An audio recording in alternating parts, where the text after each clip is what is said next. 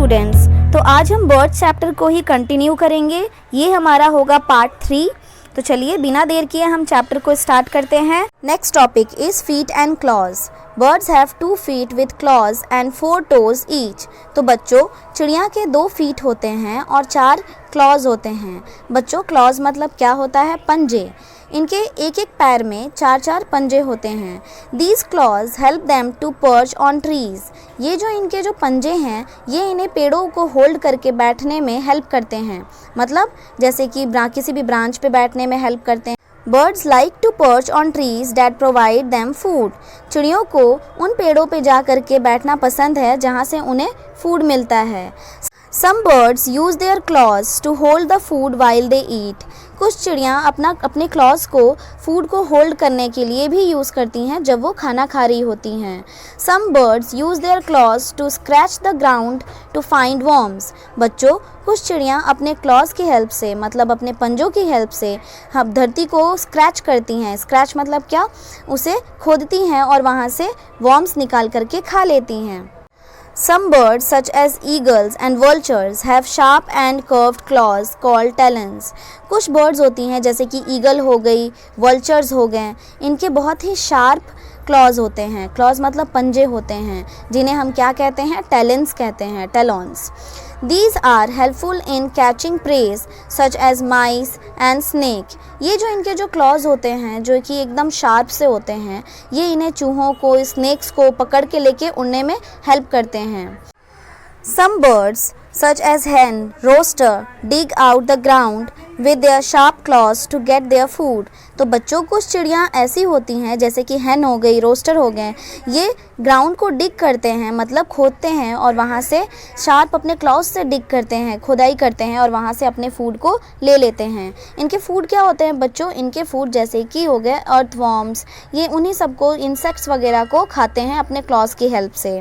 Some birds such as sparrows and crows use their feet to get a grip on the tree branches and sit. मतलब कुछ चिड़ियाँ ऐसी होती हैं जैसे कि स्पैरोज़ हो गई, कौवे हो गए, ये अपने फीट को, अपने क्लॉज को कैसे यूज़ करते हैं? ये अपने क्लॉज को यूज़ करते हैं ब्रांचेस को पकड़ने के लिए और वहाँ पर बैठने के लिए। Some birds such as ducks, swans have webbed feet to help them swim in water and a waddle on land. तो बच्चों, कुछ बर्ड्स ऐसी होती हैं जैसे कि डक्स हो गई, स्वॉन्स हो गए, मतलब डक्स मतलब क्या होता है बच्चों? बत्तख। इनके जो फीट होते हैं वो वेब्ड काइंड ऑफ होते हैं। बच्चों, ये वेब्ड फीट क्या होता है? वेब्ड मतलब होता है इस तरीके का, मतलब चौड़ा, बहुत ही चौड़ा इनका एक फीट होता है जो कि इन्हें स्विम करने में हेल्प करता है। वाटर में ये ईजिली स्विम कर पाते हैं उनकी फीट की वजह से। The front toes are curved with skin and this help in swimming. इनके जो आगे के जो पंजे होते हैं ये स्किन से कवर्ड होते हैं जो कि इन्हें हेल्प करते हैं स्विम करने के लिए। Some birds such as cranes and herons have long legs with long thin toes which help them to wade through muddy water without getting wet. तो बच्चों, दूसरी तरफ कुछ ऐसी चिड़िया होती हैं जैसे कि क्रेन्स हो गए, हेरॉन्स हो गए, इनके बहुत ही लंबे लंबे पैर होते हैं जो कि इन्हें मडी वाटर में स्टैंड होने में हेल्प करते हैं और ये यहाँ पर इजीली स्टैंड हो पाती हैं। इनके फीट बिना भीगे हुए, बिना गंदे हुए, ये इजीली वहाँ पे पानी के अंदर स्टैंड हो सकती हैं और अपने शिकार यानी फ़िश को खा लेती हैं। Next topic is caring for their young once. तो बच्चों, नेक्स्ट टॉपिक हमारा क्या है कि चिड़िया अपने बच्चों की कैसे देखभाल करती हैं। Birds keep their young ones in nest. तो बच्चों, चिड़िया अपने बच्चों को नेस्ट के अंदर ही रखती है।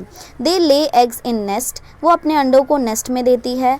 The mother birds keep the eggs warm by sitting on them for some days till it is the time for the egg to hatch. जो इनकी जो मदर बर्ड होती है, मतलब जो इनकी माँ होती है, वो चिड़ियों के ऊपर बैठती है। चिड़ियों मतलब इनके अपने अंडों के ऊपर बैठती है और उन्हें वार्म करती है जब तक वो निकल नहीं आते, बच्चे निकल नहीं आते। Birds keep the nestling safe by keeping them away from the enemies. Birds अपने नेस्ट को सेफ रखती है जब तक कि उनके बच्चे सही सलामत निकल ना आए, वो एनिमीज़ से अपने बच्चों को बचाती है। Birds pick up grass, twigs and other materials with their beaks and claws to build nest। तो बच्चों चिड़िया क्या करती है अपने नेस्ट को बनाने के लिए? वो बहुत सारे ग्रास को इकट्ठा करती है, टहनियों को, छोटी छोटी टहनियों को इकट्ठा करती है और बहुत सारे दूसरे मटेरियल्स भी होते हैं जिन्हें वो इकट्ठा करती है और अपने नेस्ट को बिल्ड करती है। Nest are important for various reasons. तो बच्चों आप सबको पता है नेस्ट बर्ड का घर होता है और ये बहुत इंपॉर्टेंट होता है अलग अलग रीजन्स के लिए। Nest are of different kinds. अलग अलग चिड़ियों के अलग अलग तरीके के नेस्ट होते हैं। Some of them are discussed below. कुछ हम नेस्ट नीचे पढ़ेंगे कि कैसे कैसे नेस्ट होते हैं किन किन चिड़ियों के। तो बच्चों नेक्स्ट टॉपिक है हमारा नेस्ट, मतलब घोंसले। जो घोंसले होते हैं चिड़ियों के मतलब उनके घर, ये इनको कैसे हेल्प करते हैं देख लेते हैं हम इन्हें। Keep the bird safe from enemies that में हार्म देम। तो बच्चों इनके जो नेस्ट होते हैं वो बर्ड्स को सेफ रखते हैं उनके एनिमीज से। Protect them from bad weather. जो चिड़िया के जो नेस्ट होते हैं वो उन्हें ख़राब मौसम से भी हेल्प करते हैं, मतलब बचने के लिए हेल्प करते हैं। Next point is nest are home for eggs and the young chicks. तो बच्चों नेस्ट इनके लिए कैसे हेल्प करता है? नेस्ट अंडों का घर होता है और उनके छोटे छोटे जो यंग चिक्स होते हैं उनके भी घर होते हैं। Next is name some of the things that birds use to make nest. तो बच्चों कुछ चीज़ों के नाम बताओ जिससे चिड़िया अपना घोंसला बनाती है। Nest are of different kinds, some of them are discussed below. तो बच्चों अलग अलग चिड़ियों के अलग अलग नेस्ट होते हैं जैसे कि मैंने आपको बताया था। A tailor bird sieves 2 large size leaves to create a nest। जो टेलर बर्ड होती है वो 2 बड़े बड़े पत्तों को सिल देती है और अपना घोंसला बनाती है। It uses its beaks as a needle to sew leaves.